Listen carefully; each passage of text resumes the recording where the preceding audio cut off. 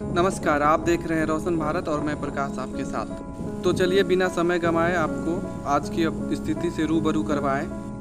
बात करते हैं हम हायाघाट करे नदी की। तो लगभग 4 से 5 इंच पानी में कमी देखने को मिली है और पिछले 12 घंटा में पहले 48.30 पर था और अभी जो है 48.20 पर है। तो लगभग 4 से 5 इंच पानी में कमी देखी गई है। तो इसमें अच्छी बात यह है कि जिन लोगों का घर बांध से सटे थे और उनके दिलों में डर का माहौल पैदा था, वो काफ़ी खुश नज़र आ रहे हैं, चैन का सांस ले रहे हैं पानी में लगातार कमी को देखते हुए। तो चलिए देखते हैं किस तरह पानी में कमी आई और कैसे कैसे बदलाव है।